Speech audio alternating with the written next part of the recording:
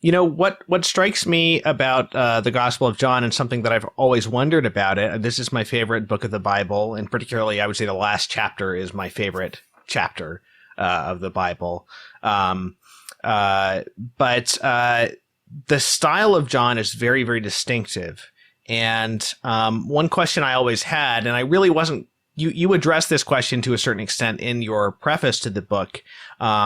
With regard to the ideas of like historical textual critics of the Bible, but I wasn't really coming at this from that perspective, but just wondering about the style, because I noticed that his style is so distinctive, and in the Gospel of John, the narrator and Christ, when Christ is speaking, have kind of the same style, and I always wondered why that might be. And so that's one of my main points of interest in reading this book, is when you're getting into the reasons for that, because Right. John has this, what I would describe as a very, cyclical style. It's sort of Yes. repetitive in a way, but he's sort of permutating the different elements from sentence to sentence. It's also, Right. it's repetitive, but he'll also make these sudden jumps from one idea to the next, but then he'll come back to the original Right. idea. As I've called That it, kind of I've thing. called it braided narrative or perichoretic narrative, a narrative that is like a dance with motifs introduced and then um, uh, involved with other motifs, brought back, changed, right? So that key words are repeated again and again, not always in the same way, not with the same emphasis. Um, and that it's really distinctive. Um, it's I mean, it's almost the kind of narrative you are compelled to try to conceive if you are at the brink of human possibility, attempting to describe the Holy Trinity, attempting to Hmm. describe mysteries beyond our capacity simply to to just write factual things about, must always return again and again to the wellspring, right? For ever new insights. The peculiar thing about John, as far as I can tell, is that unlike let's say Matthew, all right. So Matthew is composing his text in Aramaic, right? You can see that underneath the Greek text, but the Greek text is translated from an Aramaic original, right? Luke is composing directly into Greek, although you can hear in Luke, in the speeches that he quotes, you can hear the Semitic underneath it, right? But he's personally composing directly into Greek. What would a narrative be like if you are composing directly into your second language, right? So you're not doing what Matthew's doing. He's composing in his native tongue, and then he or somebody else fights to translate it into Greek. You are, from the start, composing in the second language, right? Then it seems to me that the style is going to follow, right? There are going to be, if that's what you're doing, you're going naturally to rely upon important words and important motifs and bring them up again and again. In some way, your text will be simpler than it otherwise would be. But in other ways, it would be more suggestive. It would not read so much like a traffic report. It would be more like a poem, which is, I believe, what it is. He's got Aramaic, Hebrew song and poetry in his mind as he is composing directly into a second language, Greek. It's really quite unique among the authors in the New Testament. And I think some of the habits some of the poetic habits that you've noticed in John, he has picked up from Christ, right? Because Jesus himself, in his preaching, often uses poetic form, okay? It's not John who decided, hey, you know what, I'm going to write a text with a lot of interwoven repetitions. Jesus has already done that. Jesus composes that way, right? Right. So much of the Sermon on the Mount is really in poetic form. Judge not that you be not judged. I mean, you can almost see hear the Hebrew verbs there.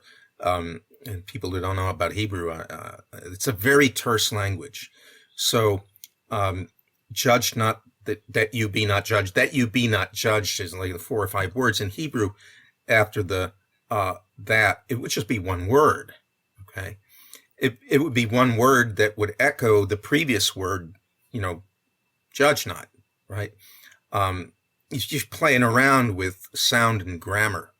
In English, it doesn't come across that way. It comes across, you got an active voice and passive voice, bunch of words, bunch of little words in between. But in Hebrew, it's not like that at all. When Jesus says in the Beatitudes, "Blessed are the poor, for theirs is the kingdom of heaven," that's like a verse from Hebrew poetry. And then with the repetitions, right? Blessed, etc., etc. We can see the same kind of thing going on in the Psalms. Give thanks to the Lord, for he is good, for his mercy endures forever. Let the house of Israel say his mercy endures forever. Let the house of Aaron say his mercy. Let all who fear the Lord say his mercy endures forever. So Jesus has been doing that. And John has picked up he's not just remembered what Jesus said. He's picked up the habit. Okay. Yeah, because somebody reading this might think, oh, well, the narrator and this character of Christ, so to speak, are using the same style. That must mean the narrator is, at the very least, reinterpreting things that he heard Christ say in his own style of speaking. But you're saying that it's more likely that John, as the beloved disciple who was on the most intimate terms with Christ, had most fully absorbed his manner of speech. Yeah, and we can see because we see that in John's epistles too. That's right, and then those two are composed. People who know several languages, try this out.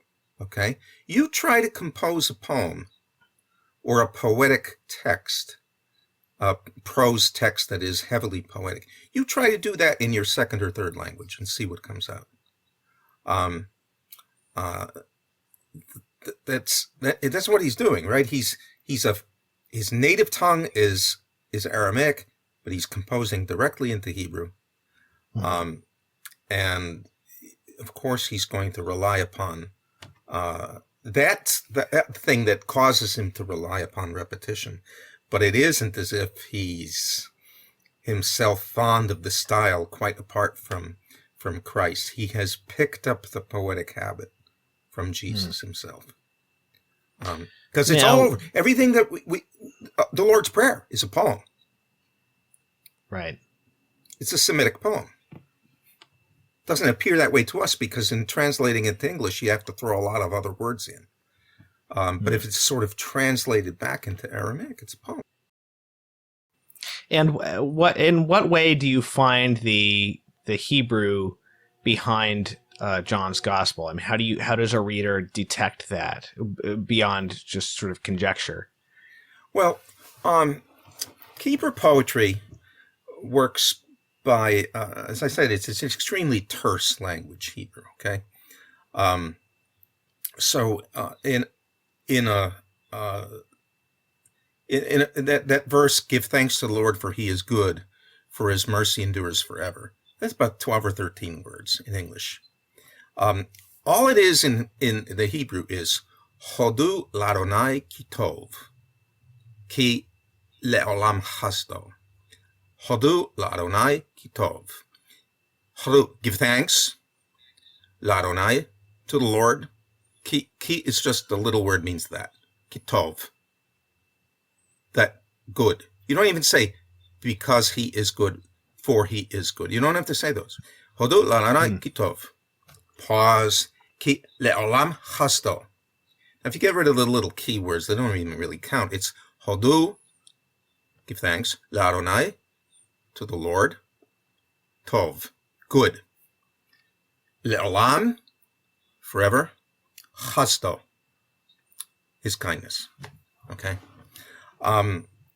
And so when I see something like, in the beginning was the Word, right?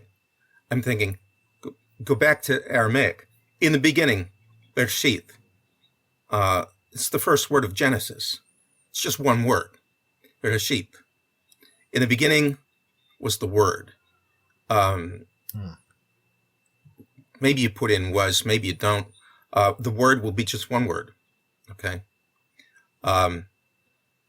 Right? So you get like 3 blocks.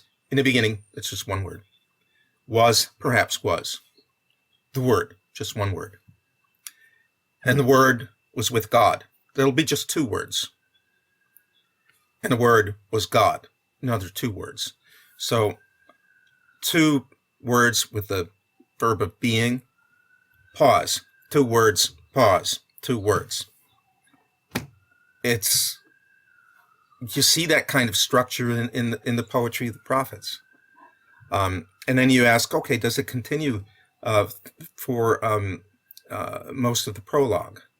And yeah, it does. Okay. And that got me thinking, right?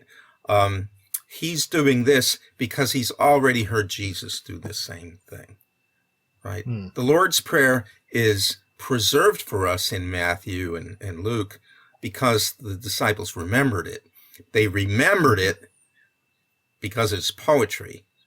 Now, they didn't themselves then go on to try to compose poetic texts, but they did remember that, so they preserved what Jesus says, right? And so much of what he says, the Beatitudes, it's certain sayings in the Sermon on the Mount and the Lord's Prayer, those are poems. They're composed poetically, right? Well, the other evangelists, they give those to us, but they don't themselves try to compose poetically. John is the exception here. He's composing poetically.